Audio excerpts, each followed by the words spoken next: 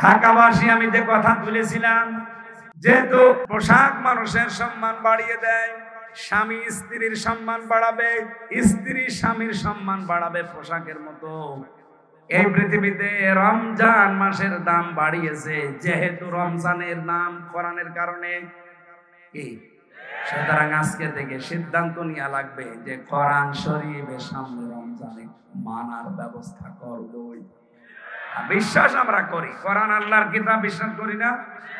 বিশ্বাস করলে শুধু হবে না, এ কোরআনকে আল্লাহ বলেন ফুরকান, আমি আল্লাহ এটা সংবিধান হিসাবে নাজিল করেছি, সত্য আর মিথ্যার পার্থক্যকারী কিতাব এটা। সুতরাং এই রমজান থেকে আপনি সিদ্ধান্ত নিয়ে ফেলবেন সামনে সত্য আর মিথ্যা, এটা জানার পরে আমি সত্যের পক্ষে থাকবো, মিথ্যার বিপক্ষে যাব। মহান আল্লাহ তাহলে গ্যারান্টি দিয়েছেন আমাকে বিজয় করবেন। এটা আজকের তেলাওয়াত কিন্তু আয়াত সূরা মায়েদার 54 নম্বর আয়াতে আল্লাহ ওইটাই জানিয়েছেন, ইয়া আইয়ুহাল্লাযীনা আমানু মাইয়ারতাদ্দা মিনকুম আন দীনিহি। এদিকে তাকান, যারা ঈমানের দাবি করো, তোমাদের ভেতরে কেউ যদি আমি আল্লাহর দ্বীন থেকে ফিরে যায়, এর ইরতাদ্দা ভাবে ইরতিদাদ ভাবে ইফতিয়াল থেকে এসেছে। ইরতিদাদ শব্দের বাংলা অর্থ হচ্ছে হক থেকে বাতিলের দিকে ফিরে যাওয়া, যেটা আসে আসল ওইটাকে পাল্টিয়ে ফেলা। আমি যেহেতু নাম পরিবর্তনের হিড়িক তৈরি করার কথা বলেছিলাম না, যে আন্তর্জাতিক বিমানবন্দরের নামও পরিবর্তন করে এখন যারা পাল্টিয়ে দিয়েছেন তারা এই আয়াতের শামিল। আপনি নাম পরিবর্তন করে কেন দিতে চান? যে যেই নামে আছে ওইটা পরিবর্তন করে দিলেই কি জনগণের মন থেকে তুলে দিতে পারবেন? বলেন। এখন প্রশ্ন আসতে পারে, তাহলে আপনারা মসজিদ এর ছবিগুলো মূর্তিগুলো ভেঙে পরিবর্তন করে দিতে চান। মসজিদের মূর্তি ভেঙে পরিবর্তন করা না, আমরা চাই আল্লাহর বিধান কায়েম করতে। এটা তো আল্লাহর বিধানের পুরোপুরি বিরুদ্ধে। আল্লাহ বলেন অজেতানিবুজ জুর, তোমরা মিথ্যা সাক্ষী এবং মূর্তি পূজা থেকে বেশি থাকবা। অথচ কালচারই তৈরি করে দিয়েছিলেন সব জায়গায় বাবার মূর্তি, নাম দিতেন ভাস্কর্য। কিসের ভাস্কর্য? সূরা সাবার ভেতরে আছে ভাস্কর্য আর মূর্তি জিনিস একই, কারণ এক এক দেশে এক এক নামে ডাকা হয়। শয়তান কোনদিন এসে আপনাকে বলবে না হামজা এই যে মূর্তি পূজা কর, বলবে না। কিন্তু মূর্তি পূজা করলে যে গুনাহ হয়, এমন গুনাহ আপনাকে দিয়ে করাবে, এই কথা বলে না কেন? আমি যেটা এই আয়াত থেকে পেয়েছি, আজ এই বাংলাদেশে যারা আল্লাহর দ্বীন থেকে ফিরে চলে যেতে চাচ্ছেন, আগস্টের 5 তারিখের পরে আমরা দেখতে পাচ্ছি অনেকে আল্লাহর দ্বীন থেকে মুখ ফিরিয়ে নিচ্ছে। আগে কিন্তু বিভিন্ন কায়দায় আল্লাহর নাম বলতো, আল্লাহকে ডাকতো, কিন্তু এখন আস্তে আস্তে মুখ ফিরিয়ে নিচ্ছে। এখানে দুইটা কারণ হতে পারে। এক নম্বরে ও মনে করছে যে আমি যদি মুখ ফিরিয়ে নেই, আমার সাথে দেখা দেখে আমার দলের লোক মুখ ফিরিয়ে নেবে, তাহলে এই দেশে আর ইসলাম কায়েম হবে না। আরে ভাই, ইসলাম কায়েমের দায়িত্ব কি হামজার? বলে। আর ইসলামের মালিক কি হামজা? না। এটা প্রথম অর্থ। তারা এই মনে করতে পারে যে আমরা যদি ফিরে যাই দিন থেকে, আল্লাহর বিধান থেকে মুখ ফিরিয়ে নেই, তাহলে এই দেশে আর আল্লাহর বিধান কায়েম হবে না। দুই নম্বরে এই দেশকে স্থিতিশীল থেকে অস্থিতিশীল করার জন্য দাদা বাবুদের একটা চক্রান্ত অলরেডি শুরু হয়েছে। এই জন্য রাখাল রাহাকে দিয়ে আল্লাহর নবীকে একটা গালি দিয়েছে। এটা নিয়ে যেন আমরা বিশৃঙ্খলা করি, বাংলাদেশকে যে অশান্ত তৈরি করে ফেলি, ডক্টর ইউনূস যেন কন্ট্রোলের বাইরে চলে যায়, তখন ঠিক আপাত চট করে এসে বলবে আমি ছিলাম, আমি আছি। চক্রান্ত দুইটাই হতে পারে, একটাতেও পা দেওয়া যাবে না। হ্যাঁ, আমরা চাই প্রতিবাদ, যেভাবে প্রতিবাদ করা দরকার ওইভাবে আইন হাতে তুলে না নিয়ে, যিনি আমার রাসূলকে গালি দিয়েছে উনি মানবতার শত্রু। কারণ আমার রাসূল ছিলেন মানবতার বন্ধু। মানবতার বলেন। যারা রাসূলুল্লাহকে গালি দেয়, রাসূল যা দিয়েছেন আপনি ঋণী হয়ে আছেন, তার ঋণ শোধ করার কোনো কায়দা কৌশল কোনো কাজ নেই আপনার, শুধু তাকে গালি দিয়ে ছোট করতে চান। আপনার উদ্দেশ্য শুধু ছোট করা না, এই দেশকে মুসলমানদেরকে উস্কিয়ে দিচ্ছেন যেন বিশৃঙ্খলা তৈরি হয়ে যায়। আজকে একজন ধরা পড়েছে, মোটর সাইকেলে যারা হেলমেট নিয়ে আসে না তাদেরকে ধরে কোপ দেয়। এত বড় একটা সুযোগ পুলিশ ধরেছে। যারা তারে কোপ দেয় না, দেখে ওই লোকটা প্রথমে থামায়, জিজ্ঞাসা করে নাম কি, যদি মুসলমানের নাম বলে ছেড়ে দেয়, হিন্দুর নাম বললেই কোপ দেয়।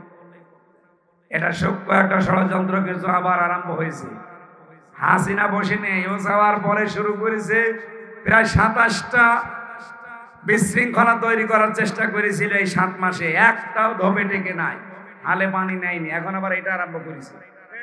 যারা এগুলো করছে এদের কিন্তু জাতি চেনে এবং জেনে ফেলেছে। কারো উস্কানিতে পা দেবেন না ভাই। হ্যাঁ, প্রতিবাদ জানান, যেভাবে প্রতিবাদ জানানো দরকার। আমরা সর্বোচ্চ ফাঁসি চাই তার যারা রাসূলুল্লাহকে গালি দিলে, রাখাল রাহার, এই কথা বলেন না কেন? এবং আইনও যেন পাশ করা হয় খুব তাড়াতাড়ি। বাংলাদেশে আল্লাহ এবং রাসূল এবং আলেম ওলামাদেরকে নিয়ে যারা কটূক্তি করবে তাদের ফাঁসি দেওয়া লাগবে। তাদের ফাঁসি আপনারা চান না? বিশেষ করে রাসূলুল্লাহর ব্যাপারে কোনো ছাড় নেই। যেন আমরা চাই এই লোকটাকে ফাঁসি দিয়ে দৃষ্টান্ত স্থাপন করেন। মানুষের ভেতরে যে জ্বালা, এই জ্বালাটা যেন একটু মেটে, নাইতে কখন আবার কে মেটে দেবে, তখন আবার সমস্যা করবেন যে এই দেশে এই যে মাথা ছাড়া দিচ্ছে উগ্রবাদীরা। আমরা শান্ত এবং ধৈর্যের পরীক্ষা দিচ্ছি। আপনি আল্লাহর দিন থেকে ফেরানোর জন্য দেখেন আজ বাংলাদেশে কত পীর। এই সমস্ত পীর গুলো ভণ্ডের নাম নিয়ে তারা মানুষদেরকে আল্লাহর বিধান থেকে দূরে সরানোর জন্য পায়তারা করছে। কি আপনি দেখেন সুন্নির নাম নিয়ে, কিসের সুন্নি? এরা আহলে বেদাত। ইসলামের ভেতরে নতুন নতুন বেদাত আবিষ্কার করে মানুষদেরকে আল্লাহর আসল দিন থেকে নকল দিনের দিকে নিয়ে যায়। আল্লাহ বলেন যারা দিন থেকে এভাবে চলে যায়, ফিরে যায়, কি হবে জানো? ফাসাউ ফায়াতিল্লাহ, অতি শীঘ্রই আমি আল্লাহ, অতি শীঘ্রই আমি আল্লাহ। বলেন অতি শীঘ্রই। আমি এটা বানাচ্ছি, সূরা মায়েদার 54 নম্বর আয়াত। আমি আল্লাহ বিকওমিন, এমন একটা দল তোমাদের উপরে, এমন একটা জাতি আমি এনে দেব, ইউহিব্বুহুম ওয়া ইউহিব্বুনাহু, যাদেরকে আমি আল্লাহ নিজে ভালোবাসি এবং তারাও আমাকে ভালোবাসে। সুতরাং বাংলাদেশে যে আরম্ভ হয়েছে ধর্মীয় কায়দায় এবং রাজনৈতিক কায়দায় দিন থেকে ফিরে যাওয়ার হিড়িক তৈরি হয়েছে অনেকের। কি কথা বলছেন আমার? না নাম ধরা লাগবে। অনেকে ফিরে যাচ্ছে, মনে হচ্ছে যে দেশের দিন মনে হয় আর কায়েম হবে না। আপনি ফিরে গেলে আপনার মতো লক্ষ লক্ষ হারুন রেডি হয়ে আছে। কথা বলেন। আপনার বউ পাপিয়া ফিরে গেলে আপনার মতো বহু পাপি রেডি হয়ে আছে।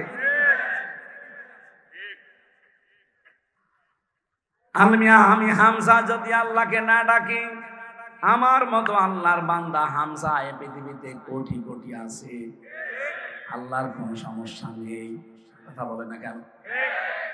এই জন্য মাঝে মাঝে দোয়া করার সময় আপনি কেঁদে ফেলবেন আর বলবেন, রব্বুল আলামিন, আমার মতো হামজা তোমার কোটি কোটি আছে, কিন্তু তোমার মতো মালিক আমার আর একজনও নেই।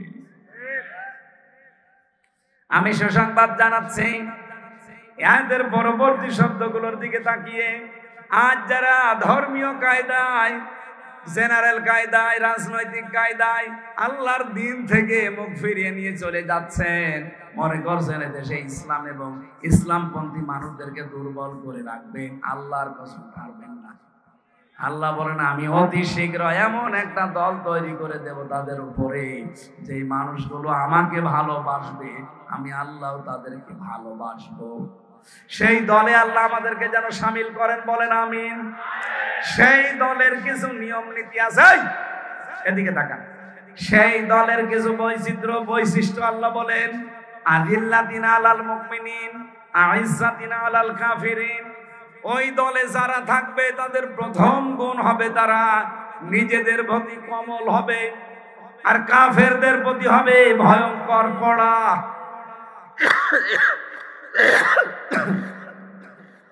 বাংলাদেশে প্রায় 72টার উপরে এখন দল আছে। কয়টা? আপনি শুধু একটা দলকে দেখতে পাবেন যারা নিজেদের প্রতি রহমদিল আর কাফেরদের প্রতি ভয়ঙ্কর। এখনো যদি না বোঝার ভান করে থাকেন, এদিকে আসেন, আসেন, আপনি কি কোরআনের আয়াতের সাথে বাংলাদেশ মিলান?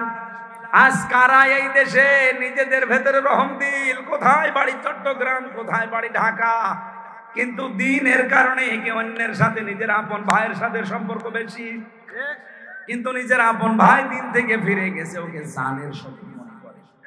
কারণ আইজ্জাতিনা আলাল কাফিরিন, কাফেরদের প্রতি তারা কড়া, কঠিন। আমার তো মনে হয় এটা বাংলাদেশে অনেকের সাথে মিলে যাচ্ছে। আল্লাহ যেন ওই দলের ভেতরে আমাদেরকে শামিল করেন। ইউজাহিদুনা ফি সাবিলিল্লাহ, তারা জিহাদ করবে, আল্লাহর জন্য সংগ্রাম চালাবে। ইয়াখাফুনা লাওমাতা লাইম, কিন্তু কোন তিরস্কারকারীর তিরস্কার তারা ধার ধারবে না। আজ বাংলাদেশে যারা একামতের দিনের দায়িত্ব পালন করে, আপনি তাকান তাদের দিকে, কত তিরস্কার তাদের নামে, কত বদনাম তাদের নামে, কিছু মনেই করে না, সব পেছনে ফেলে গিয়ে চলে যাচ্ছে। কোন দোষ দেবেন তাদেরকে? যত দোষ দিয়েছেন একটাও ধপে টেকে নাই, সামনে ঠিকবেও না। ওয়ালা তাকুনু কাল্লাযীনা নাসুল্লাহা ফাআনসাহুম আনফুসাহুম উলাইকা হুমুল ফাসিকুন। রব্বুল আলামিন বলেন, তোমরা তাদের মতো হয়ো না যারা আল্লাহর জিকির ভুলে গেছে, আল্লাহর স্মরণ তাদের আর নেই। পক্ষান্তরে আল্লাহ পাক তাদেরকে নিজেদের উপরে আত্মভোলা বানিয়ে দিয়েছে, আর এরাই পাপাচার। এটা বাংলা অর্থ ছিল, ব্যাখ্যা এসেছে। আল্লাহ রাব্বুল আলামিন যাদেরকে বানিয়েছেন, এক মানুষ, দুই নাম্বার মুসলিম। আমাদের অন্য কিছু না থাক, বললাম প্রথমেই কানের ভেতরে কি ঢুকেছিল? জয় শ্রীরাম ঢুকেছে? কি ঢুকেছে? এই শব্দটা যারা ঠিক রাখতে পারে না, এখন এই যে ক্লিনিকে বাচ্চা হওয়ার যে প্রবণতা বাড়তেছে, ডান কানে একাম আজান, বাম কানে একামতের এই সিস্টেমও পাল্টিয়ে যাচ্ছে। সন্তান হওয়ার পরেই এখন আর এগুলো মানুষ মানতে চায় না। নার্স যারা আসে, সেবিকারা যারা আছে, তারা ওই টাকা পয়সা নিয়ে, বকশিস নিয়ে ব্যস্ত। ওদিকে মা বাবা আনন্দে আত্মহারা। দাদা দাদি যারা আছে, তারা যে একটা আজান দেবে ওটাই আর মনে থাকে না। এরকম ফ্যামিলিকে আমরা বলি এটা মডার্ন। কি বলি? Modern family. এটা কি মডার্ন? আমাদের নবীজির চাইতে মডার্ন পৃথিবীতে কেউ আছে? সুতরাং ওনার দিয়া নিয়মটা ফলো করা দরকার। আশা করছি এখন থেকে এই নিয়মটা, আগে যেহেতু বাড়িতে জন্ম নিতাম আমরা বেশি, এই সিস্টেমটা আগে ভালো ছিল। এখন এগুলো আর হয় না।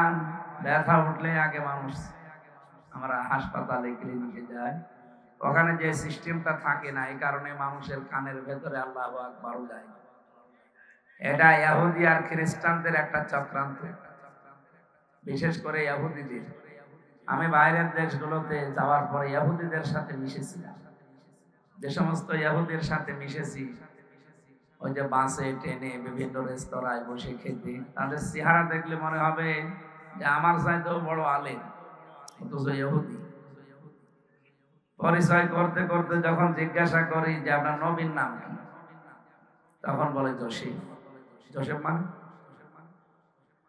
মুসা আলাইহিস সালাম। ইহুদিরা কোন নবীকে মানে? মুসা।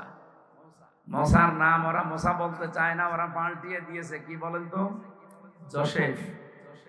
খ্রিস্টানদের ভেতরে যখন মিশেছিলাম, ওই সমস্ত মানুষগুলোকে জিজ্ঞাসা করে যে আপনাদের নবীর নাম কি, তখন বলে যিশু।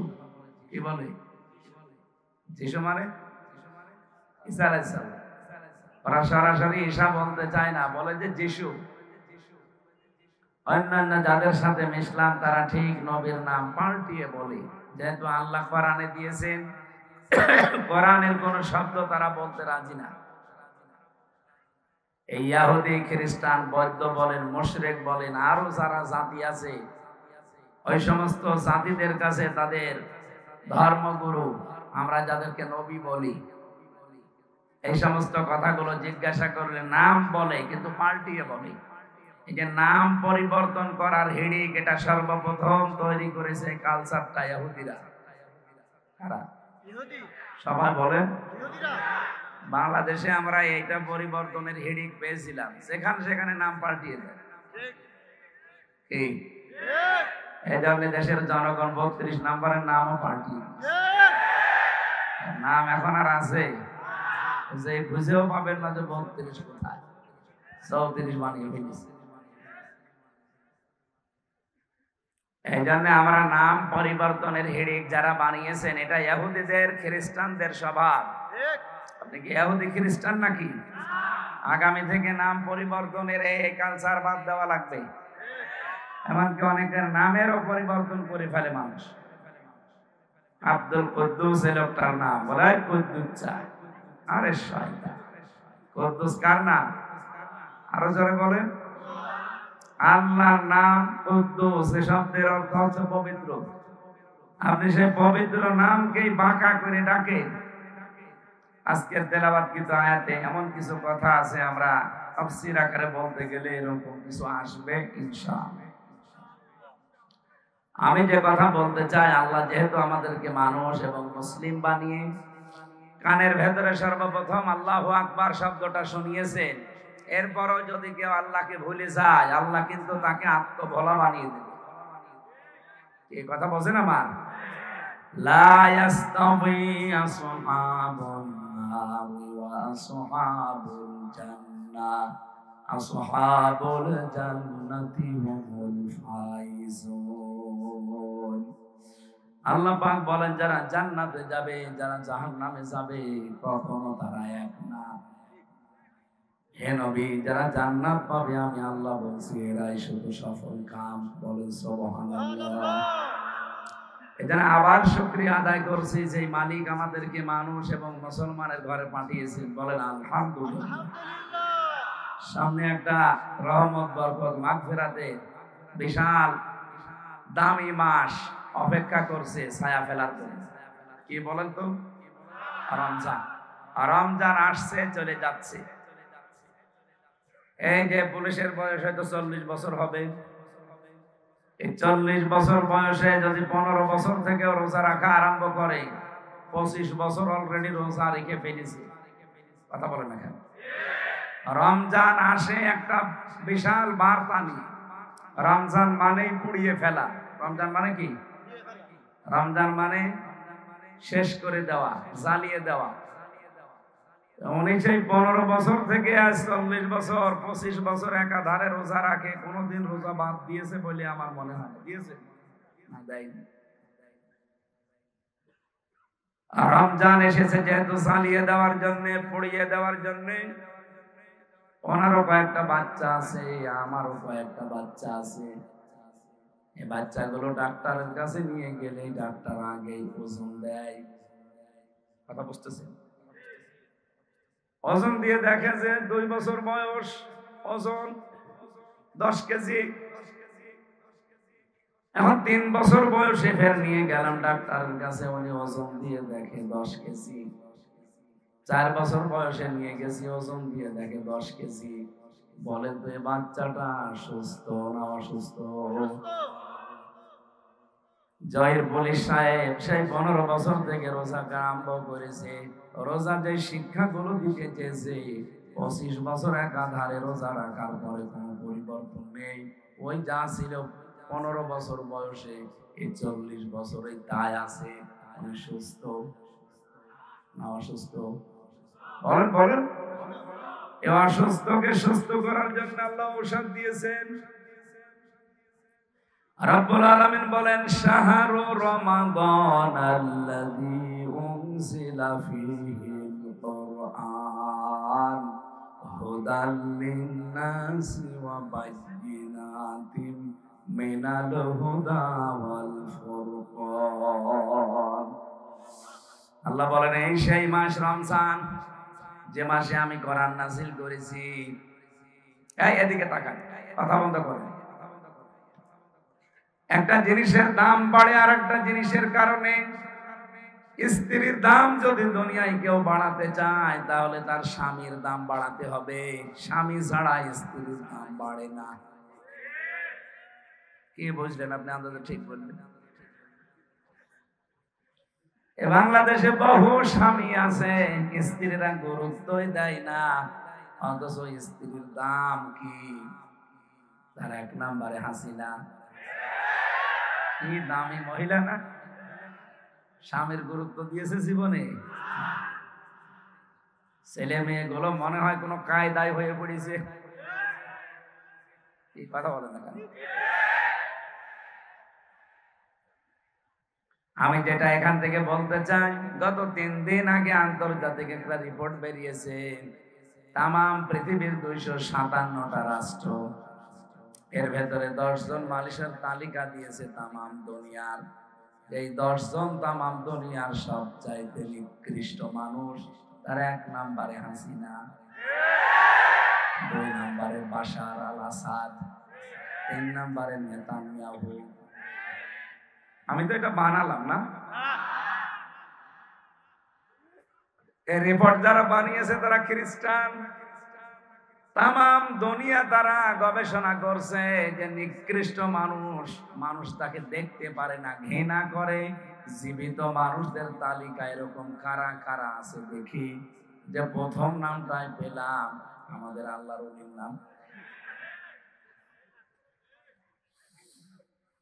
আমি যে কথা বলতে চাই, উনি নিজেকে দামি মনে করছেন, অথচ দাম বাড়বে একজন স্ত্রীর। কার কারণে? এটা কেন বলছি জানেন? এই কোরআনে কারিমে আমার আল্লাহ যত মহিলার নাম দিয়েছেন, একটা মহিলারও স্বামী আপনি পাবেন না। কিন্তু যে মহিলার নাম দেয়নি আল্লাহ পাক, ওই মহিলার দেখবেন স্বামী দুনিয়াতে দিয়েছেন। মরিয়ম আলাইহিস সালামের নাম কোরআনে নেই, বলেন বলেন, কিন্তু তার স্বামী আছে? নেই। স্বামী এত দামি সম্পদ, স্বামী আছে জন্য আল্লাহর নাম কোরআনে দেয়নি। যেমন ফেরাউনের স্ত্রী আসিয়া, কোরআনে যেখানে আল্লাহ আসিয়া সম্পর্কে আয়াত দিয়েছেন সেখানে আসিয়া এই শব্দ দেননি। শব্দটা আলিফ দিয়ে, আসিয়া মানে বাধ্যগত, আর আসিয়া আইন সোয়া দিয়া আসিয়া মানে অবাধ্য। হামজার আইন পার্থক্য এতটুকু। ফেরাউনের স্ত্রীর নাম আসিয়া না আসিয়া। কি বললাম? আলিফ সিনিয়া, বাধ্যগত। হযরতে আসিয়ার নাম কোরআনে আপনি পাবেন না। ইদ ক্বালাত রাব্বি বিনিলি ইনদাকা বাইতান ফিল জান্নাতি ওয়া নাজ্জিনি মিন ফিরআউনা ওয়া আমালিহি ওয়া নাজ্জিনি মিনাল কওমিজ যালিমিন। সূরা তাহরিমের 12 নম্বর আয়াতের ভেতরে আল্লাহ জানিয়েছেন, এই যে আসিয়া এর নাম কোরআনে দেয়নি আল্লাহ, ফেরাউনের স্ত্রী দিয়েছেন ইমরাআতা ফিরাউন, ফিরাউনের স্ত্রী। এই এদিকে তাকান, আল্লাহ কি আসিয়ার নাম জানতেন না? বলেন বলেন। মরিয়মের নাম জানতেন না? জানতেন, কোরআনে দিলেন। কোরআনে মরিয়মের কতবার নাম আল্লাহ নিয়েছেন, অথচ আসিয়ার নাম একবারও নিলেন না। মুফাসসির যারা তারা তাফসীর করতে গিয়ে লিখেছেন, আসিয়া যত ভালো মানুষ আর স্বামী ছিল। কি? মারিয়াম ভালো মানুষ কিন্তু তার স্বামী নেই। স্বামী না থাকলে একটা মানুষ যে কত অসহায় থাকে, এই সমাজে যারা বিধবা মহিলা তারা জানে। আমি নিচে নামলাম না তাই। স্বামী থাকার পরেও অনেককে দেখা যায় লাঞ্ছিত, নিগৃহীত, অপমানিত, অপদস্থ, ধর্ষিতা হওয়া লাগে। র্যাবের এই কর্মকর্তা আপেল, কি নাম? আলেফ, আমি আপেল বলে ফেললাম।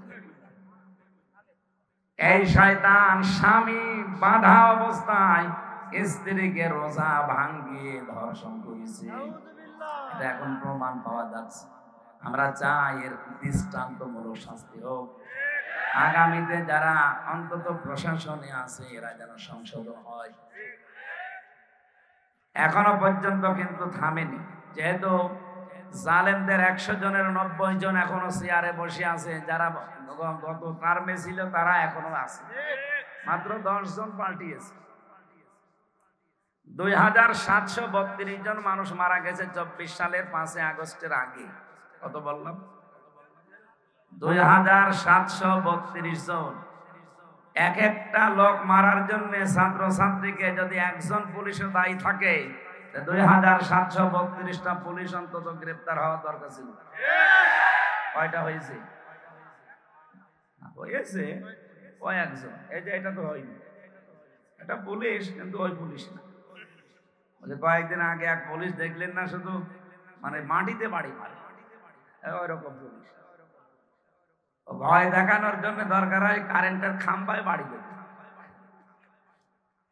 হ্যাঁ, ওই রকম পুলিশ দরকার।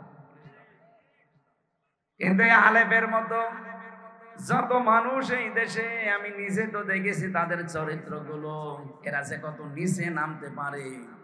আমাকে পর্যন্ত বলেছিল যে হুজুর আপনার বউ তুলে নিয়ে আনবো।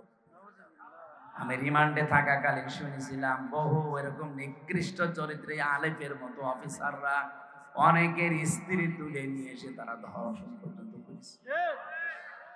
এগুলো আগে নোবেল নাটক, সিনেমা, থিয়েটার, উপন্যাসে পড়তেন নাকি?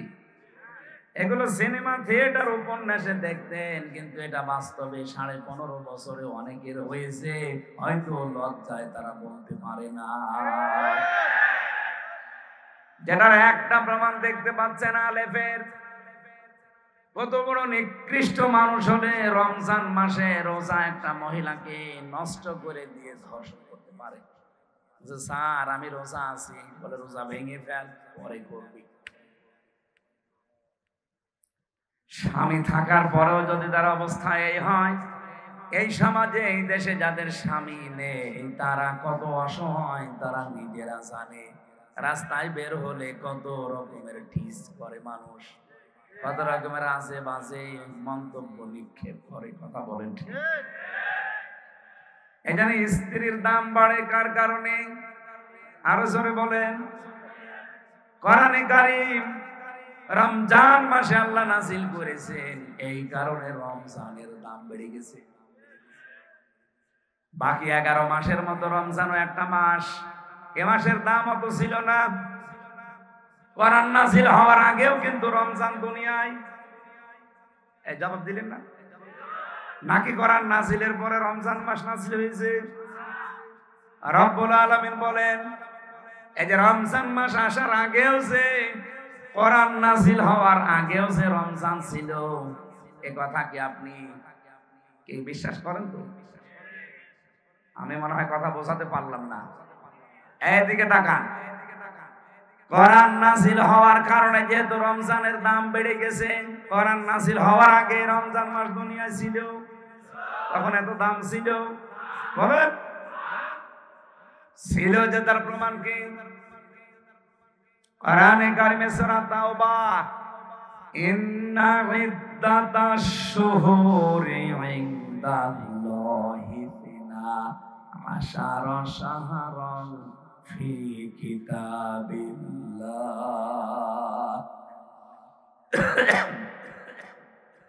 রব্বুল আলামিন বলেন, আসমান আর জমিন যেদিন আমি তৈরি করি, ওই দিনই 12টা মাসের নাম আমার কিতাবের ভেতরে আমি আল্লাহ লিপিবদ্ধ করে রেখেছিলাম।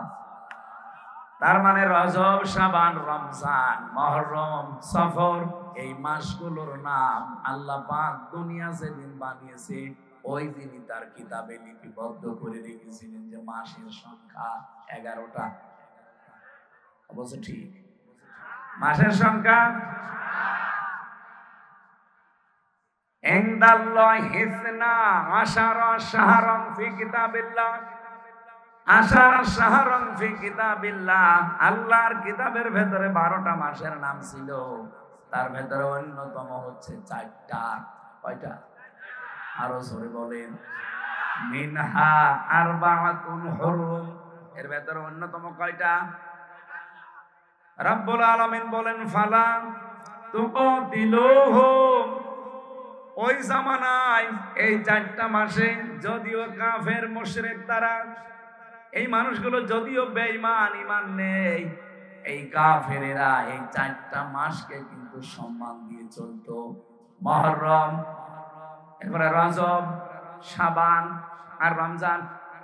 যদিও কেউ অন্য আর একটা মাসের নাম দিয়েছেন, এটা শাওয়ালের নাম দিয়েছেন কেউ কেউ, অধিকাংশ মুফাসসিরিনে কেরাম রমজানের মাসের নাম দিয়েছেন। আমার শুধু বলা উদ্দেশ্য না, এখানে একটা শিক্ষা আছে। এদিকে তাকান, বলেন তো 4 মাসে কাফেররা পর্যন্ত মারামারি, গন্ডগোল, যুদ্ধ বিগ্রহ, কারোর সাথে যদি গন্ডগোল লেগে থাকতো, এই 4 মাস আসলেই বলতো ঠিক আছে তোর সাথে আমার মামলা চলছে, চলবে, কিন্তু এই মাসটা যাক। তোর সাথে আমার মারামারি গন্ডগোল আছে, চলতেই থাকবে, কিন্তু এই মাসটা যাক। তারা কাফের হওয়ার পরও রমজানকে সম্মান দিত। অথচ বাংলাদেশে আমরা রমজান চলে আসতেছে, এখনো কোপাকুপি বন্ধ হয়নি। আজকেও কুষ্টিয়ায় 3 জনকে কুপিয়ে মেরে ফেলেছে। কয়েকদিন আগে মাওলানা জহিরুল ইসলাম সিহাদিকে আপনাদের গাজীপুরে কুপিয়েছে। আমরা তো কাফেরদের চাইতেও নিকৃষ্ট হয়ে গেলাম। ওই জামানায় তারা কাফের হওয়ার পরেও, মুশরিক হওয়ার পরেও আল্লাহর এই মাসকে তারা সম্মান দিত। তাদের মারামারি, গন্ডগোল, কথাবার্তা বন্ধ হয়ে থাকলে বলতো পরে আবার আরম্ভ হবে, অন্তত এই মাসে থাক। আমরা কি এই শিক্ষাটাই রমজানে নিতে পারবো না, যে যা হয়ে গেছে যাক, অন্তত এখন থেকে গন্ডগোল, মারামারি, কোপাকুপি সব বন্ধ থাকবে। আপনি ট্রেনিংটা যদি 1 মাস নিতে পারেন, দেখবেন বাকি 11 মাস কন্ট্রোল হয়ে যাবে। পুলিশ মাত্র 6 মাস ট্রেনিং দিয়ে যদি 50 বছর একাধারে চাকরি করলো, ওই ট্রেনিং এর উপরে থাকতে পারে। আপনি 1টা মাস ট্রেনিং দেবেন, 11 মাস আপনি কাটাতে পারবেন না কেন? যেহেতু রমজান মাস কোরআন নাযিল হওয়ার আগেও ছিল, কিন্তু দাম ছিল না, তার দাম ছিল সফর।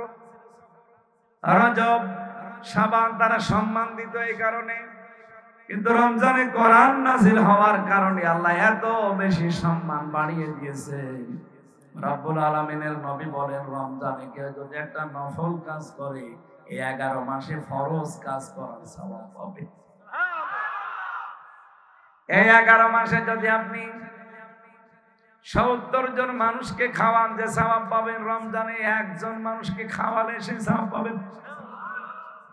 এই জন্য যাদের যাকাত এবং সাদাকা, বিশেষ করে যাকাতটা ফরজ হয়, আপনি রোজার মাসে হিসাব করে দিয়ে দেবেন। একদিকে যাকাত দেওয়ার সওয়াব, আর একদিকে 70 গুণ আল্লাহ বৃদ্ধি করে দেবেন। লাগছে দুনিয়ার জীবনে অন্তত আমার নেকির পাল্লাটা আমি ভারী করে নেই। এই কথা বলেন না? আমি আবার বলছি, রমজানের দাম বাড়ার পেছনে কারণ কিন্তু আমির হামজা না। কি কে? কোরআন। বলেন বলেন। স্বামীর দাম স্ত্রীর কারণে, স্ত্রীর দাম স্বামীর কারণে। হন্না লিবাসুল লাকুম ওয়া আনতুম লিবাসুল লাহুন্না। আল্লাহ বলেন, স্বামী আর স্ত্রী 2 জনকে আমি একে অন্যের পোশাক বানিয়েছি। পোশাকের কয়েকটা কাজ আছে। 1 নাম্বার পোশাকের কাজ লজ্জাস্থান ঢেকে রাখা। এই কথা বলেন না কেন? স্বামী স্ত্রী তাদের গোপন বিষয়গুলো একে অন্যের থেকে ঢেকে রাখবে, কিন্তু আজ অনেকে প্রকাশ করে দিচ্ছে। স্বামী স্ত্রীর কথাগুলো পর্যন্ত ইন্টারনেটে, ইউটিউবে, ফেসবুকে দিয়ে নিজেকে বাহাদুর মনে করে। এটা ইতর। আরে ভাই, আপনার স্ত্রী আপনার জন্য পোশাক, আপনি আপনার স্ত্রীর জন্য পোশাক। পোশাকের কাজ হচ্ছে ঢেকে রাখা। আপনি কোনো কিছু যদি পান, ঢেকে রাখবেন। রিমান্ডে আমারে পিটিয়েছিল এমন ভাবে, শরীরের এই পোশাক আমি খুলতে পারি না, এমন কিছু জায়গায় মোটা হয়ে আছে, এগুলো পোশাক খুললে সমস্যা। কারণ পোশাক আমার ওইগুলো ঢেকে রেখেছে। এই যে এখানে একটা আছে, এত জোরে দিয়েছিল, এখনো কমে নাই। এক জায়গায় 22টা দিয়েছিল বাড়ি, ফুলে একেবারে হাত ড্রমের মতো হয়েছে। পরবর্তী দৌসাত খেয়ে সেরেছে, কিন্তু এটা সারেনি। এখন পুরান শরীরে আরো জায়গা যেগুলো দেখা যায় না, এমন জায়গায় মার দিয়েছে। ওই জায়গা তো দেখানো যাবে না। ওরা বলতো এমন জায়গায় মারবি যেন মানুষকে বলতেও না পারে। এখন ওই জায়গাগুলো যেহেতু পোশাক দিয়ে ঢেকে রাখা আছে, এই জন্য কেউ টের পায় না। স্বামী স্ত্রী দুইজন পরিবারে বসবাস করবে, কন্যার ভেতরে কোনো দোষ যদি থাকে এই পোশাকের মতো ঢেকে রাখবে, মায়ের লোক যেন টের না পায়। এরকম পরিবার বাংলাদেশে তো ভরি ভরি। জেনারেল গুলোতে আরো তো উল্টা পাল্টা। এমনকি অনেক আলেম অনেক ইমামের পরিবারও এখন সব ওপেন হয়ে যাচ্ছে। পোশাকের 2 নাম্বার কাজ হচ্ছে পোশাক পরলে সম্মান বেড়ে যায়। এই যে আজকে যে পোশাকটা পরে আছি এটা বাদ দিয়ে যদি ফকিরের কোন পোশাক পরে আমি এখানে আসতাম, হয়তো চেহারা দেখে আমার উঠতে দিত, কিন্তু চেহারা মুখ বাঁধা থাকলে আমার উঠতেও দিত না, বলতো ফকির। এটা ঢাকা আসলিয়া না। আমি আসার সময় আজকে হেলিকপ্টার থেকে নেমে যখন গাড়ি নিয়ে আসছিলাম, ওই যে দিয়া বাড়ি মিরপুর না ওটা উত্তরা, ওই জায়গাটা পার হওয়ার সময় ড্রাইভার আমারে বলছে, হুজুরে যে এই সেই জায়গা যেখানে ব্যারিস্টার আরমানকে ওরা চোখ বেঁধে ফেলে রেখেছিল। 8 বছর ওরা আয়না ঘরে রেখে এদেশটা স্বাধীন যেদিন হয়েছে ওই দিন রাতে তারা এখানে রাত 3টার দিকে ফেলে গিয়েছিল। জায়গাটা দেখলাম, অনেকক্ষণ দাঁড়িয়েছিলাম। আমি যেটা বলতে চাচ্ছি এখান থেকে, ওই অবস্থায় উনি কিন্তু ছেঁড়া গামছা দিয়ে ওনার চোখ বাঁধা ছিল, গায়ে একটা ছেঁড়া গেঞ্জি ছিল, লুঙ্গি তাও তালি মারা ছেঁড়া, কারণ 8টা বছর উনি আয়না ঘরে পড়েছিল। এই অবস্থায় তারে এই মাইক্রো থেকে লাথি দিয়ে ফেলে দিয়েছিল। ওখান থেকে কষ্ট করে এক ইমাম সাহেবের কাছে গিয়ে মসজিদে যেহেতু আজান হচ্ছিল, এগুলো সব কয়েকদিন আগে অনেক টক শোতে বলছিলেন, আর অসর অনেক কাজ ছিলেন। আমি মাত্র 10 দিন মাটির নিচে ছিলাম, তাই আমি পাগল হয়ে গেছি। আর উনি 8 বছর ছিল, তাও তো আমি মিনিটাই ছিলাম আর উনি বিগটাই ছিল। আমি যে অসুস্থ স্বাভাবিক হয় না শরীর এই কারণে, কারণ 3টা বছরে জালেমরা এমন কোন টর্চার নেই, সে মানসিক বলেন আর শারীরিক বলেন আমার উপরে করে নাই, প্রত্যেকের উপরে, আমি একা না। এই জন্য জেল থেকে বের হলে দেখবেন অনেকে অসুস্থ থাকে, কারণ ওখানে খাবার দাবারের ভেতরে একটা জিনিস দিয়ে দেয়। ইমাম সাহেবকে বলছে, চিন্তা করছে দেশ স্বাধীন হয়েছে তো আমি জানি না। ইমাম সাহেবকে গিয়ে বলছে, এখানে আশপাশে কোন জায়গায় হাসপাতাল আছে, আমার একটু নিয়ে যান। ইমাম সাহেব ওনাকে চিনতে পারে নাই, কারণ ব্যারিস্টার আরমানের 8 বছর আগে যে চেহারা ওটা রাজপুত্রের মতো, আর এখন যে চেহারা হয়েছে ফকিরের মতো। আর তারপরও ছেঁড়া গেঞ্জি, ছেঁড়া গামছা, ছেঁড়া লুঙ্গি গায়ে, শীতের সময় থর থর করে কাঁপছে। ইমাম সাহেব দয়ালু ছিল, নিয়ে গেছে পাশের এক হাসপাতালে। হাসপাতালে নিয়ে যাওয়ার পরে ওখানে যিনি দায়িত্বে আছে রিসিপশনে, চিন্তা করছে যদি পরিচয় দেই, না জানি আওয়ামী লীগের সময় এখন যদি থাকে আবার কোন পানি কোন দিকে গড়ায়। উনি তো জানে না যে দেশ স্বাধীন হয়ে গেছে। বলেন তো কোন অবস্থায় ছিল দেশটা স্বাধীন হয়েছে, তারপরও সে জানে না। মাটির নিচে শয়তানরা এমন ভাবে সুড়ঙ্গ করে ঘর বানিয়েছে, বাংলাদেশ ধ্বংস হয়ে যেতে পারবে, টেরও পাবেন না। আয়না ঘরের ভেতরে আপনারা এখন যে চেয়ার দেখতে পাচ্ছেন, ওটা কারেন্টের শর্ট দেওয়া চেয়ার, ওটা দিলে এভাবে দোলে। আর আমার যেখানে নিয়ে গিয়েছিলাম আমি দেখেছিলাম, ওখানে যদি কাউকে বসায় ওটা ঘোরে। হাতের সাথে পায়ের সাথে ক্লিপ লাগিয়ে, গলার সাথে একটা বেড লাগিয়ে দেয়, চোখ কালো কাপড় দিয়ে বেঁধে দেয়। একবার শুধু সুইচ টিপ দিলে 1 মিনিটে 120 বার ঘুরবে। 1 মিনিটে যদি 120 বার হয়, সেকেন্ডে কয়বার বলেন বলেন? মনে হবে 1 মিনিট পরে 8-9টা দুনিয়া দেখতে পাচ্ছি। আসতেছো, একদিন যদি থাকতে টের পেতে। বাপের হোটেলে খাচ্ছ তো কিছু টের পাচ্ছ। একটা মেশিন নিয়ে এসেছিল, আমার আগে যাকে নিয়ে গেল দেখলাম চিৎকার করে কাঁদতেছে। ওখানে যে অফিসার আছে জিজ্ঞাসা করলাম কি বছর নখ তোলা হচ্ছে।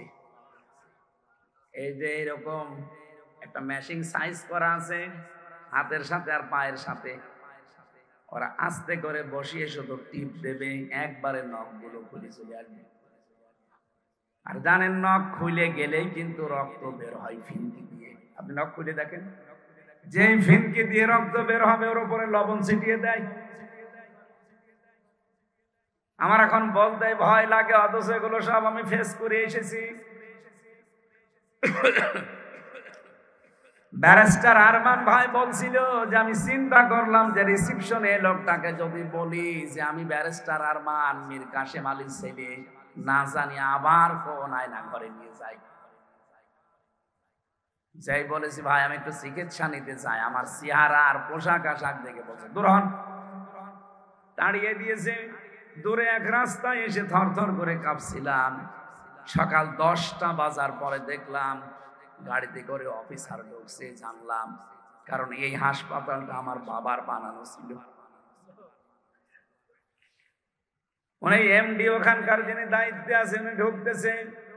ওনার কাছে গিয়ে বললাম একটু কথা বলতে চাই। আমার চেহারা আর পোশাক দেখে লোকটা তাড়াতাড়ি করে মোবাইল লুকাচ্ছে, মনে হচ্ছে মোবাইল চিন্তাই করে নেবে। কিছুক্ষণ পরে বললাম যে স্যার আমাকে চিনতে পারেননি, আমি ব্যারিস্টার আরমান মীর কাশেম আলীর সন্তান। আজ 8 বছর আয়না ঘরে ছিলাম, রাত 3টার সময় ওরা আমাকে লাথি দিয়ে গাড়ি থেকে ফেলে দিয়েছে। যেহেতু আমার চোখে ছানি পড়ে গিয়েছিল খাবারের অভাবে, যেন আমি ভালোভাবে কাউকে চিনতেও পারছিলাম না। ওই লোকটাকে অনেক দিন আগে আমার বাবা নিজে নিয়োগ দিয়েছিল, সেই লোকটা এখন অফিসার।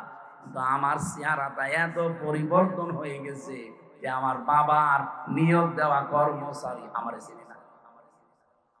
পরিচয় দেওয়ার পরে উনি হাওমাও করে কেঁদে আমার জড়িয়ে ধরলেন, বাড়িতে খবর দিলেন। লোকজন যারাই এসেছে শুধু আমার মা আর আমার বউ ছাড়া আমাকে কেউ চিনতে পারে নাই।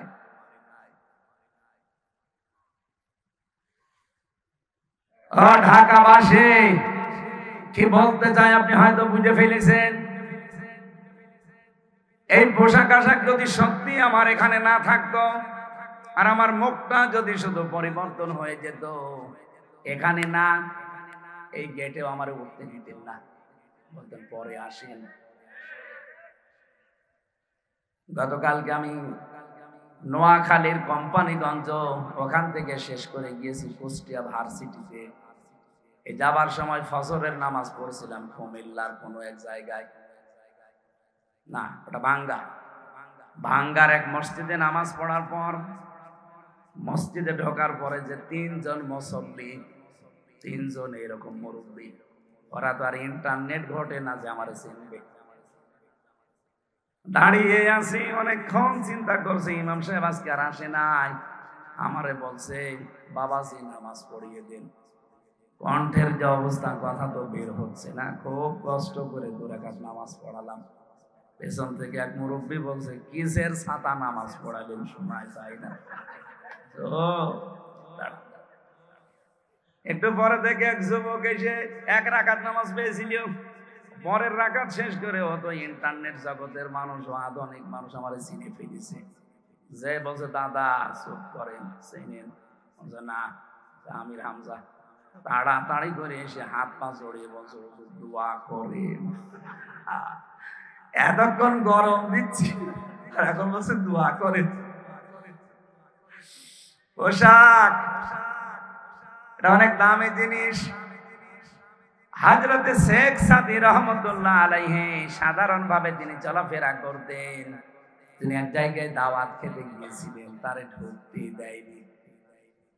পরবর্তীতে উনি পোশাক আশাক যে রাজকীয় পোশাক ওইটা পরে যখন গেছে, খাবারের তো অভাব হয়নি। উনি চিন্তা করলেন খাবার তো আমার জন্য এরা দেয়নি, দিয়েছে ওরা পোশাককে, খাবারগুলো নিয়ে উনি পকেটে নিলেন। লোকজন বলছে আপনি কি পাগল? বলছে পাগল আমি না, পাগল আপনারা। এর আগেও আমি এসেছিলাম, কিন্তু পোশাক আমার দামি ছিল না, এই জন্য আপনারা খাবারও আমাকে দিতে চাননি। পোশাকটা শুধু পাল্টিয়ে এসেছি রাজাদের পোশাক পরে। এখন যে আদর আপ্যায়ন দেখতে পাচ্ছি, মনে হচ্ছে আপনারা সম্মান আমাকে করেন না করেন এই পোশাককে। এই জন্য খাবার খাওয়াচ্ছি পোশাককে।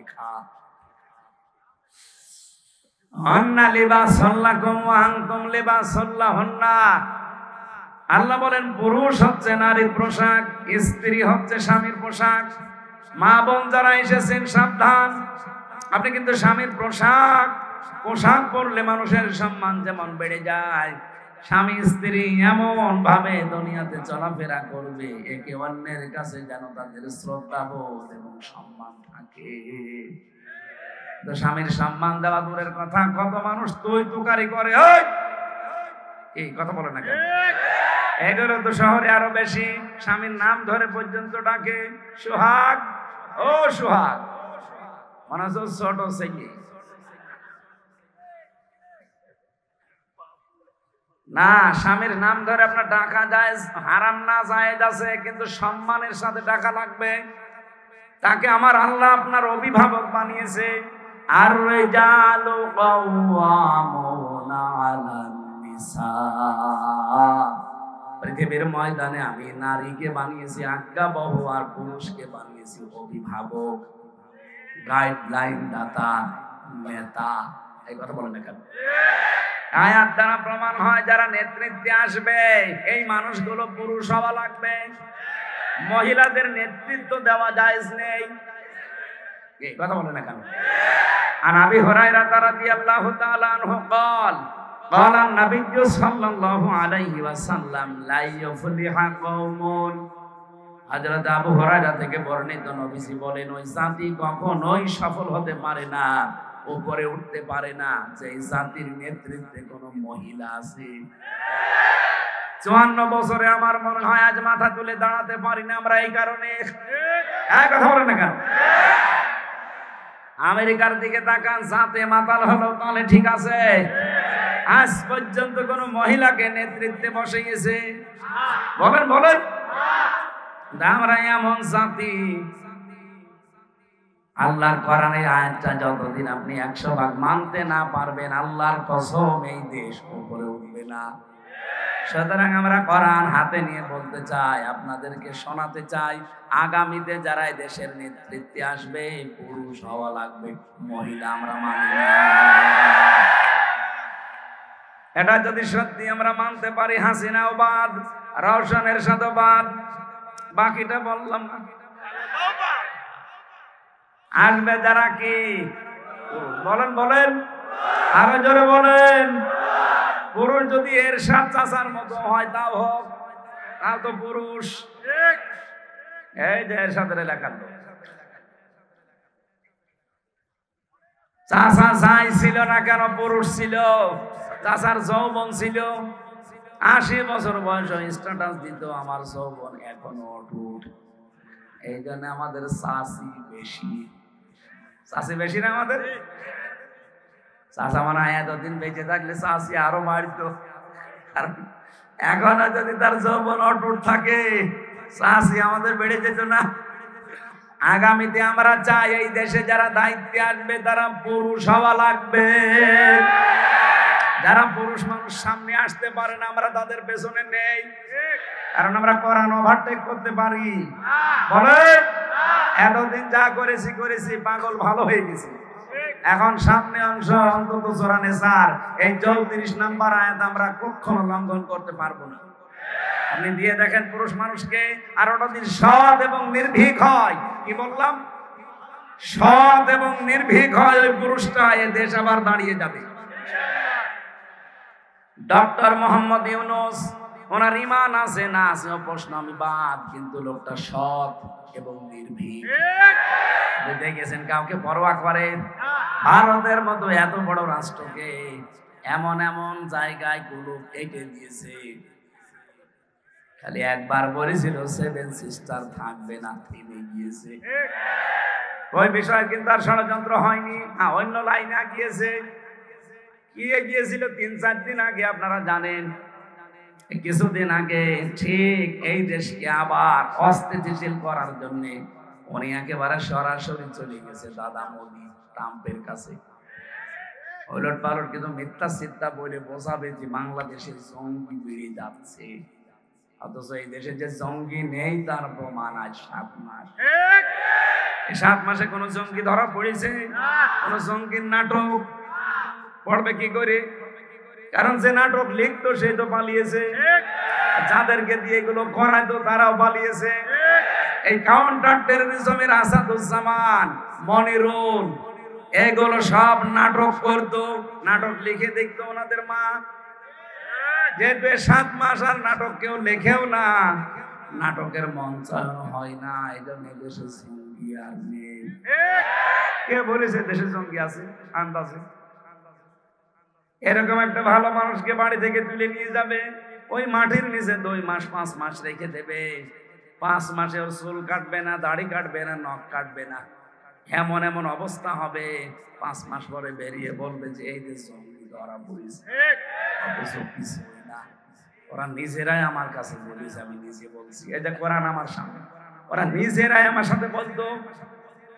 আমি নিজে জেলখানায় গিয়েও দেখেছি, জঙ্গি বলে একজনকে পেয়েছিলাম। ওনারে বললাম যে ভাই, মানুষে যে বলে আপনি আল্লাহ দলের সভাপতি, আপনার সেক্রেটারি কে? আমার ছেলে।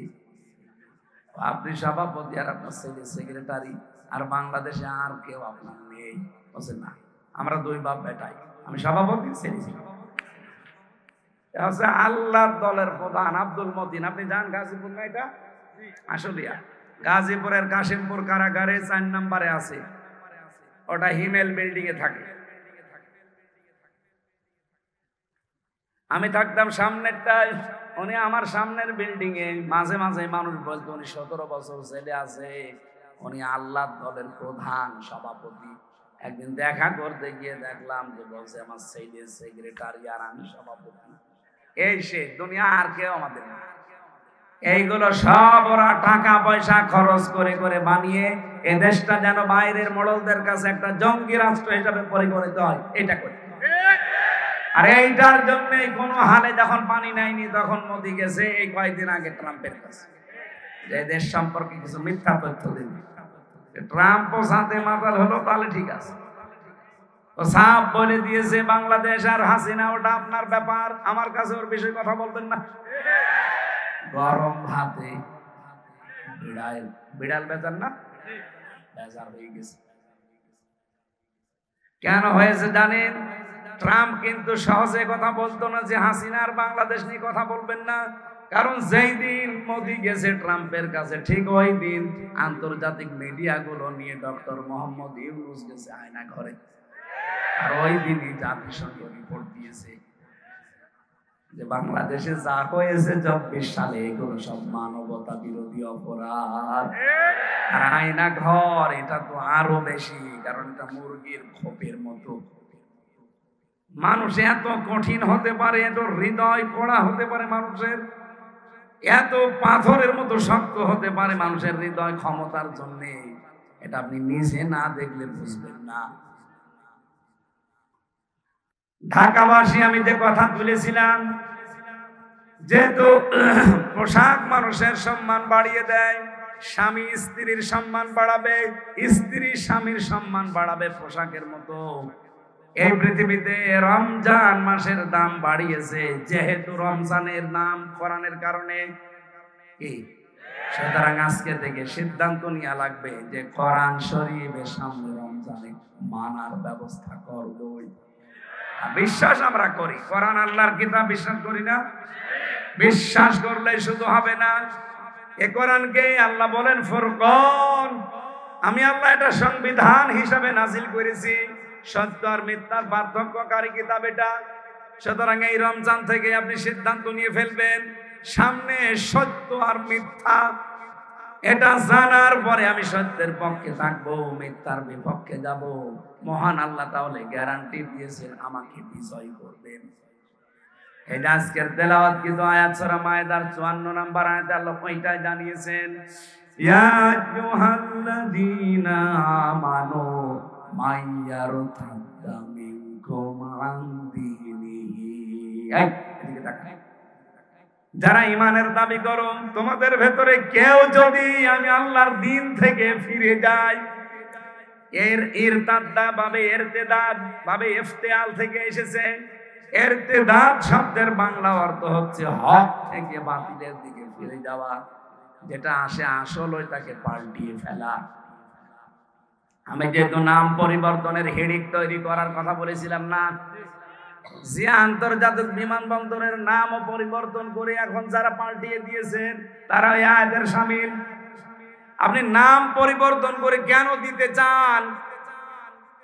যে যেই নামে আছে ওইটা পরিবর্তন করে দিলেই কি জনগণের মন থেকে তুলে দিতে পারবেন? বলেন। এখন প্রশ্ন আসতে পারে, তাহলে আপনারা মসজিদ এর ছবিগুলো মূর্তিগুলো ভেঙে পরিবর্তন করে দিতে চান। মসজিদের মূর্তি ভেঙে পরিবর্তন করা না, আমরা চাই আল্লাহর বিধান কায়েম করতে। এটা তো আল্লাহর বিধানের পুরোপুরি বিরুদ্ধে। আল্লাহ বলেন অজেতানিবুজ জোর, তোমরা মিথ্যা সাক্ষী এবং মূর্তি পূজা থেকে বেশি থাকবা। অথচ কালচারই তৈরি করে দিয়েছিলেন সব জায়গায় বাবার মূর্তি, নাম দিতেন ভাস্কর্য। কিসের ভাস্কর্য? সূরা সাবার ভেতরে আছে ভাস্কর্য আর মূর্তি জিনিস একই, কারণ এক এক দেশে এক এক নামে ডাকা হয়। শয়তান কোনদিন এসে আপনাকে বলবে না হামজা এই যে মূর্তি পূজা কর, বলবে না। কিন্তু মূর্তি পূজা করলে যে গুনাহ হয় এমন গুনাহ আপনাকে দিয়ে করাবে, এই কথা বলে না কেন? আমি যেটা এই আয়াত থেকে পেয়েছি, আজ এই বাংলাদেশে যারা আল্লাহর দিন থেকে ফিরে চলে যেতে চাচ্ছেন, আগস্টের 5 তারিখের পরে আমরা দেখতে পাচ্ছি অনেকে আল্লাহর দিন থেকে মুখ ফিরিয়ে নিচ্ছে। আগে কিন্তু বিভিন্ন কায়দায় আল্লাহর নাম বলতো, আল্লাহকে ডাকতো, কিন্তু এখন আস্তে আস্তে মুখ ফিরিয়ে নিচ্ছে। এখানে দুইটা কারণ হতে পারে। এক নম্বরে ও মনে করছে যে আমি যদি মুখ ফিরিয়ে নেই, আমার সাথে দেখা দেখে আমার দলের লোক মুখ ফিরিয়ে নেবে, তাহলে এই দেশে আর ইসলাম কায়েম হবে না। আরে ভাই, ইসলাম কায়েমের দায়িত্ব কি হামজার? বলে। আর ইসলামের মালিক কি হামজা? না। এটা প্রথম অর্থ। তারা এই মনে করতে পারে যে আমরা যদি ফিরে যাই দিন থেকে, আল্লাহর বিধান থেকে মুখ ফিরিয়ে নেই, তাহলে এই দেশে আর আল্লাহর বিধান কায়েম হবে না। দুই নম্বরে এই দেশকে স্থিতিশীল থেকে অস্থিতিশীল করার জন্য দাদা বাবুদের একটা চক্রান্ত অলরেডি শুরু হয়েছে। এই জন্য রাখাল রাহাকে দিয়ে আল্লাহর নবীকে একটা গালি দিয়েছে। এটা নিয়ে যেন আমরা বিশৃঙ্খলা করি, বাংলাদেশকে যে অশান্ত তৈরি করে ফেলি, ডক্টর ইউনূস যেন কন্ট্রোলের বাইরে চলে যায়, তখন ঠিক আপাত চট করে এসে বলবে আমি ছিলাম, আমি আছি। চক্রান্ত দুইটাই হতে পারে, একটাতেও পা দেওয়া যাবে না। হ্যাঁ, আমরা চাই প্রতিবাদ, যেভাবে প্রতিবাদ করা দরকার ওইভাবে আইন হাতে তুলে না নিয়ে, যিনি আমার রাসূলকে গালি দিয়েছে উনি মানবতার শত্রু। কারণ আমার রাসূল ছিলেন মানবতার বন্ধু। মানবতার বলেন। যারা রাসূলুল্লাহকে গালি দেয়, রাসূল যা দিয়েছেন আপনি ঋণী হয়ে আছেন, তার ঋণ শোধ করার কোনো কায়দা কৌশল কোনো কাজ নেই আপনার। শুধু তাকে গালি দিয়ে ছোট করতে চান। আপনার উদ্দেশ্য শুধু ছোট করা না, এই দেশকে মুসলমানদেরকে উস্কিয়ে দিচ্ছেন যেন বিশৃঙ্খলা তৈরি হয়ে যায়। আজকে একজন ধরা পড়েছে, মোটর সাইকেলে যারা হেলমেট নিয়ে আসে না তাদেরকে ধরে কোপ দেয়। এত বড় একটা সুযোগ পুলিশ ধরেছে। যারা তারে কোপ দেয় না, দেখে ওই লোকটা প্রথমে থামায়, জিজ্ঞাসা করে নাম কি। যদি মুসলমানের নাম বলে ছেড়ে দেয়, হিন্দুর নাম বললেই কোপ দেয়। এটা সূক্ষ্ম একটা ষড়যন্ত্র কিছু আবার আরম্ভ হয়েছে। হাসিনা বসে নেই, ও যাওয়ার পরে শুরু করেছে। প্রায় 27টা বিশৃঙ্খলা তৈরি করার চেষ্টা করেছিল এই 7 মাসে, একটাও ধোপে টেকে নাই, হালে পানি নেয়নি। এখন আবার এটা আরম্ভ করেছে। যারা এগুলো করছে এদের কিন্তু জাতি চেনে এবং জেনে ফেলেছে। কারো উস্কানিতে পা দেবেন না ভাই। হ্যাঁ, প্রতিবাদ জানান, যেভাবে প্রতিবাদ জানানো দরকার। আমরা সর্বোচ্চ ফাঁসি চাই তার যারা রাসূলুল্লাহকে গালি দিলে, রাখাল রাহার, এই কথা বলেন না কেন? এবং আইনও যেন পাশ করা হয় খুব তাড়াতাড়ি। বাংলাদেশে আল্লাহ এবং রাসূল এবং আলেম ওলামাদেরকে নিয়ে যারা কটূক্তি করবে তাদের ফাঁসি দেওয়া লাগবে। তাদের ফাঁসি আপনারা চান না? বিশেষ করে রাসূলুল্লাহর ব্যাপারে কোনো ছাড় নেই। যেন আমরা চাই এই লোকটাকে ফাঁসি দিয়ে দৃষ্টান্ত স্থাপন করেন। মানুষের ভেতরে যে জ্বালা, এই জ্বালাটা যেন একটু মেটে, নাইতে কখন আবার কে মেটে দেবে, তখন আবার সমস্যা করবেন যে এই দেশে এই যে মাথা ছাড়া দিচ্ছে উগ্রবাদীরা। আমরা শান্ত এবং ধৈর্যের পরীক্ষা দিচ্ছি। আপনি আল্লাহর দিন থেকে ফেরানোর জন্য দেখেন আজ বাংলাদেশে কত পীর, এই সমস্ত পীর গুলো ভণ্ডের নাম নিয়ে তারা মানুষদেরকে আল্লাহর বিধান থেকে দূরে সরানোর জন্য পায়তারা করছে। কি আপনি দেখেন সুন্নির নাম নিয়ে, কিসের সুন্নি? এরা আহলে বেদাত। ইসলামের ভেতরে নতুন নতুন বেদাত আবিষ্কার করে মানুষদেরকে আল্লাহর আসল দিন থেকে নকল দিনের দিকে নিয়ে যায়। আল্লাহ বলেন যারা দিন থেকে এভাবে চলে যায়, ফিরে যায়, কি হবে জানো? ফাসাউ ফায়াতিল্লাহ, অতি শীঘ্রই আমি আল্লাহ, অতি শীঘ্রই আমি আল্লাহ। বলেন অতি শীঘ্রই। আমি এটা বানাচ্ছি, সূরা মায়েদার 54 নম্বর আয়াত। আমি আল্লাহ বিকওমিন, এমন একটা দল তোমাদের উপরে, এমন একটা জাতি আমি এনে দেব, ইউহিব্বুহুম ওয়া ইউহিব্বুনাহু, যাদেরকে আমি আল্লাহ নিজে ভালোবাসি এবং তারাও আমাকে ভালোবাসে। সুতরাং বাংলাদেশে যে আরম্ভ হয়েছে ধর্মীয় কায়দায় এবং রাজনৈতিক কায়দায় দিন থেকে ফিরে যাওয়ার হিড়িক তৈরি হয়েছে অনেকের। কি কথা বলছেন আমার? না নাম ধরা লাগবে? অনেকে ফিরে যাচ্ছে, মনে হচ্ছে যে দেশের দিন মনে হয় আর কায়েম হবে না। আপনি ফিরে গেলে আপনার মতো লক্ষ লক্ষ হারুন রেডি হয়ে আছে। কথা বলেন। আপনার বউ পাপিয়া ফিরে গেলে আপনার মতো বহু পাপি রেডি হয়ে আছে।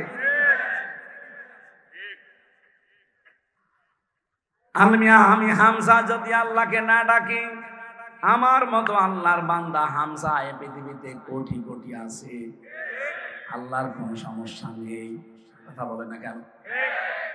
এই জন্য মাঝে মাঝে দোয়া করার সময় আপনি কেঁদে ফেলবেন আর বলবেন, রব্বুল আলামিন, আমার মতো হামজা তোমার কোটি কোটি আছে, কিন্তু তোমার মতো মালিক আমার আর একজনও নেই।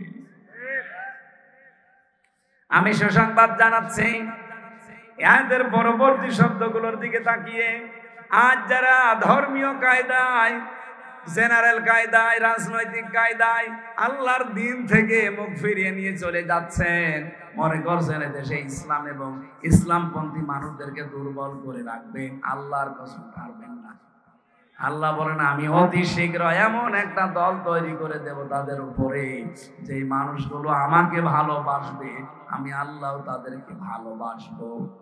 সেই দলে আল্লাহ আমাদেরকে যেন শামিল করেন, বলেন আমিন। সেই দলের কিছু নিয়ম নীতি আছে, এদিকে তাকান।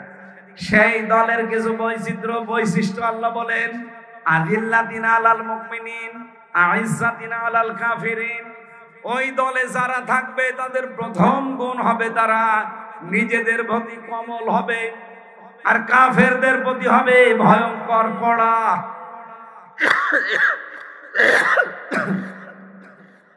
বাংলাদেশে প্রায় ৭২টার উপরে এখন দল আছে।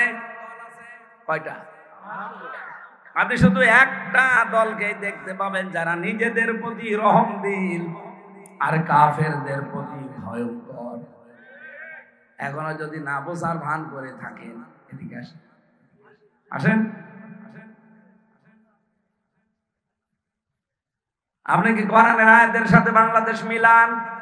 আজ কারা এই দেশে নিজেদের ভেতরে রহমদিল? কোথায় বাড়ি চট্টগ্রাম, কোথায় বাড়ি ঢাকা, কিন্তু দিনের কারণে একে অন্যের সাথে, নিজের আপন ভাইয়ের সাথে সম্পর্ক বেশি, কিন্তু নিজের আপন ভাই দিন থেকে ফিরে গেছে, ওকে জানের শত্রু মনে করে। কারণ আইজ্জাতিনা আলাল কাফিরিন, কাফেরদের প্রতি তারা কড়া, কঠিন। আমার তো মনে হয় এটা বাংলাদেশে অনেকের সাথে মিলে যাচ্ছে। আল্লাহ যেন ওই দলের ভেতরে আমাদেরকে শামিল করেন। ইউজাহিদুনা ফি সাবিলিল্লাহ, তারা জিহাদ করবে, আল্লাহর জন্য সংগ্রাম চালাবে। ইয়াখাফুনা লাওমাতা লাইম, কিন্তু কোন তিরস্কারকারীর তিরস্কার তারা ধার ধারবে না। আজ বাংলাদেশে যারা একামতের দিনের দায়িত্ব পালন করে, আপনি তাকান তাদের দিকে, কত তিরস্কার তাদের নামে, কত বদনাম তাদের নামে, কিছু মনেই করে না, সব পেছনে ফেলে গিয়ে চলে যাচ্ছে। কোন দোষ দেবেন তাদেরকে? যত দোষ দিয়েছেন একটাও ধপে টেকে নাই, সামনে ঠিকবেও না।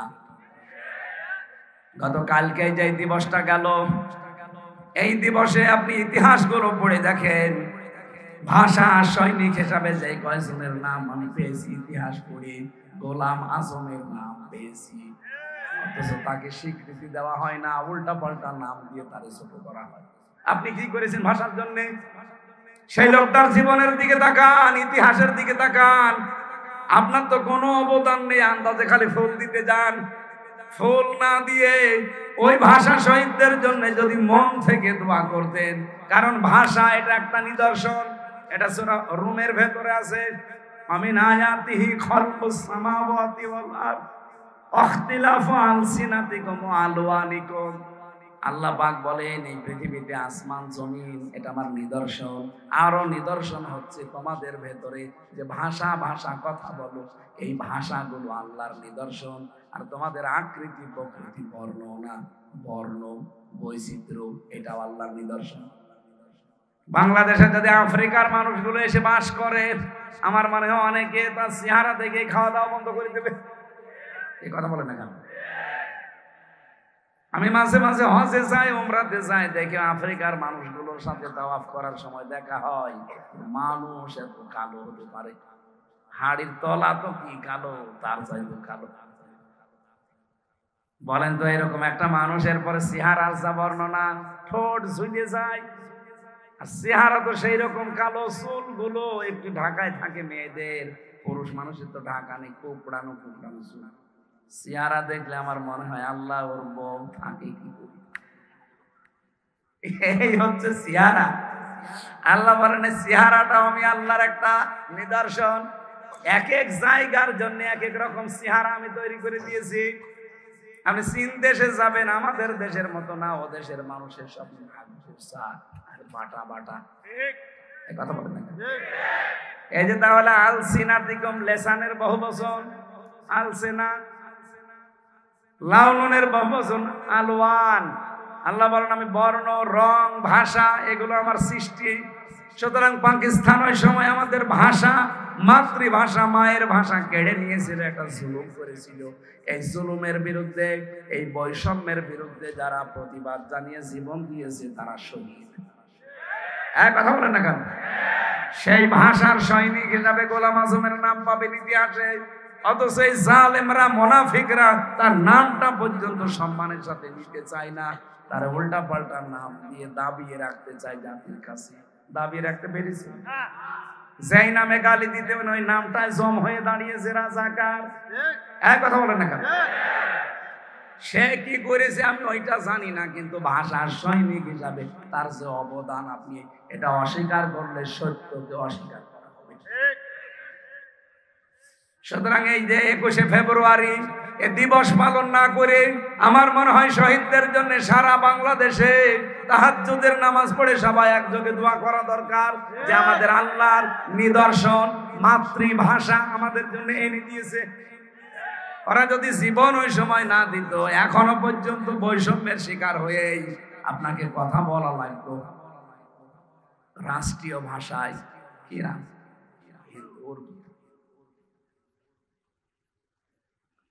আমি যে কথাটা এখানে নিয়ে এসেছিলাম, দিনের কাজ করতে গিয়ে আল্লাহর কোন নিদর্শন সামনে রাখতে গিয়ে, ভাষাটা কার নিদর্শন? আল্লাহর নিদর্শন সামনে রাখতে গিয়ে, আল্লাহর আইনের পক্ষে কাজ করতে গিয়ে কোন তিরস্কারকারী তিরস্কার তারা কানে নেয় না। যালিকা ফাদলুল্লাহ, আল্লাহ বলেন এটা আল্লাহর অনুগ্রহ। ইউতিহি মাইয়াশা, যাকে তাকে আল্লাহ দেয় না, যাকে ভালোবাসে তাকে দেয়। সুতরাং আমরা যারা মুখ ফিরিয়ে নিচ্ছি বিভিন্ন দিনের নাম নিয়ে, বিভিন্ন পীরের নাম নিয়ে, বিভিন্ন রাজনৈতিক দলের নাম নিয়ে, আল্লাহর কোনো ক্ষতি করতে পারবেন না অতি শীঘ্র। এই জন্য ফাসাফা দিয়েছে, সিন সাফা কদ লাম, এরকম 13টা শব্দ আছে। কোন সেন্টেন্সের আগে আসলে অর্থ হয় অতি তাড়াতাড়ি। আল্লাহ বলেন আমি অতি তাড়াতাড়ি এমন একটা দল জাতি তোমাদের উপরে এনে দেব যারা আমাকে ভালোবাসবে, আমি নিজেও তাদেরকে ভালোবাসবো। সেই রকম দলে আমরা শামিল হতে চাই না। তাদের তো গুণাগুণ আপনি শুনলেন, এই কয়টা গুণ তাদের হবে। কাতাবাল্লাহু লা আগলিবান্না আনা ওয়া রাসূলি, আল্লাহ পাক বলেন অবশ্যই আমি আল্লাহ এবং আমার রাসূল মাস্ট বি সর্বশেষে বিজয়ী হব। সুতরাং এদেশের বিজয় অপেক্ষা করছে আল্লাহর দ্বীনের জন্য। এটা আমরা চর্ম চোখের সামনে দেখতে চাই না। এই বিষয় নিয়ে আমি একটা বই অলরেডি লিখেছি। সামনে বিজয় পাবে কারা? এই লাইট মারে কি?